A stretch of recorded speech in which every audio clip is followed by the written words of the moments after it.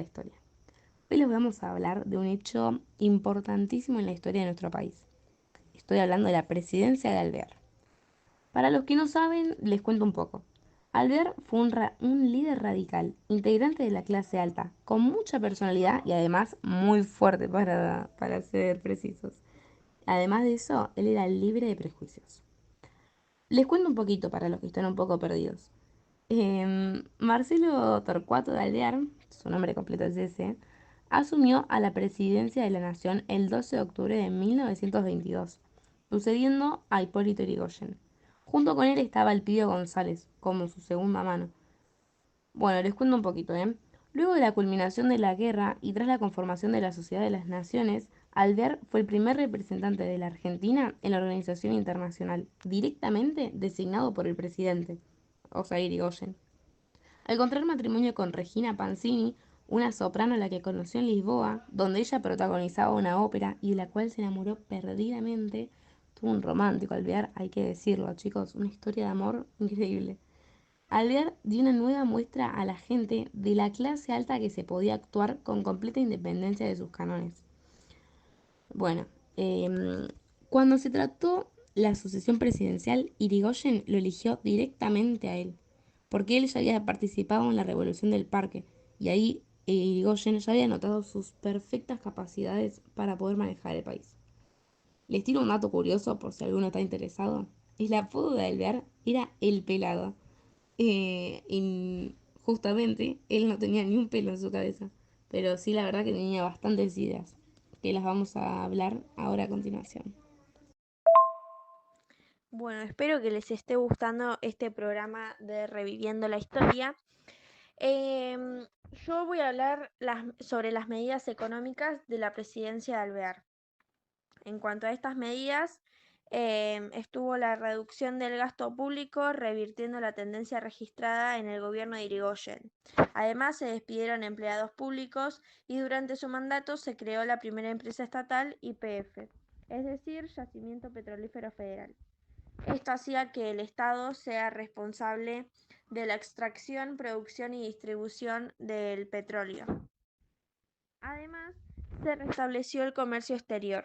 Argentina estaba en una situación económica estable y esta permitió que se pidieran sancionar leyes a favor de los trabajadores sin afectar la rentabilidad de las empresas. Y por último, se instauró el pago de salarios en moneda nacional. Respecto a las políticas durante el gobierno de Alvear. Por un lado, las políticas económicas y resaltar que su gobierno comenzó justo cuando terminaba la crisis mundial de la posguerra. Esto le permitió mejorar la economía y las finanzas sin mayores contratiempos. Y estas condiciones se dieron fundamentalmente a que luego de la Primera Guerra Mundial los países europeos comenzaron a comprar cosechas argentinas. Y por esto el gobierno de Alvear se centró en las políticas agroexportadoras, sobre todo en carnes y cereales, generando un gran crecimiento en las áreas sembradas con cereales, específicamente en la pampa húmeda. Y pese a los favorables indicadores económicos, su gestión despertó críticas entre los irigoyenistas, ya que pensaban que Alvear no seguía el legado de Irigoyen y no intentaba restituir las tierras fiscales ocupadas por el Estado Nacional o al no nacionalizar el petróleo. Por otro lado, la política social educativa, que si bien hubo menos conflictos y apuros en comparación al gobierno anterior, durante los 6 años del Alvear hubieron 519 huelgas declaradas, y también ocurrió la masacre de Napalpí, que fue perpetrada por policías de Chaco y milicias civiles, donde se produjo la matanza de 200 indígenas. Por último, respecto a las políticas petroleras, que fue una de las primeras acciones del gobierno de Alvear, fue nombrar al general Enrique Mosconi como dirigente general de Yacimientos Petrolíferos Fiscales, o YPF. Y Mosconi impulsó con apoyo gubernamental el crecimiento de YPF, con el objetivo de alcanzar el autoabastecimiento de petróleo vital para el desarrollo autónomo del país, y promovió medidas tendientes a disminuir la competencia entre YPF y las empresas extranjeras. Saben, Alvear quiere ingresar a la Liga de las Naciones y además Irigoyen no acepta las reglas del Tratado de Versalles. Cuando hablamos de las relaciones diplomáticas es en donde se ve un cambio muy notorio entre la anterior presidencia de Irigoyen con el actual mandatario Alvear.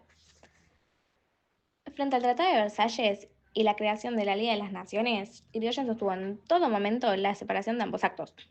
Él entendía que el tratado era una cuestión que debía limitarse a solamente los países que lucharon. En cambio que la liga debía ser una cuestión más igualitaria y voluntaria de las naciones del mundo.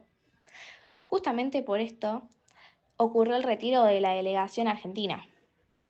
Igualmente, por ahora Alvear sigue siendo partidario de integrar la Liga de las Naciones. De todos modos, y pese a que el gobierno ha pagado las cuotas correspondientes, tristemente, el Congreso aún no aprobó el pacto constitutivo de la Liga y por ahora Argentina sigue sin ser uno de sus... Bueno, ahora vamos a hablar un poco de lo que era el ámbito social durante la presidencia de Alvear. La sociedad durante este periodo era una sociedad muy dividida, en la cual la clase alta y los militares iban a estar a favor del gobierno. En cambio, el sector popular, rodeado de un ambiente de guerras y conflictos internos, se va a ver perjudicado y aunque estuviera marginado de la política, va a luchar por sus derechos, haciendo movimientos sociales, huelgas y formando nuevos sindicatos. Sin embargo, los que se van a ver más perjudicados van a ser los niños huérfanos, por lo que la Iglesia y algunas otras instituciones van a formar asilos de niños con el objetivo de no solo darles un lugar donde vivir, sino también educarlos y proporcionarles un oficio.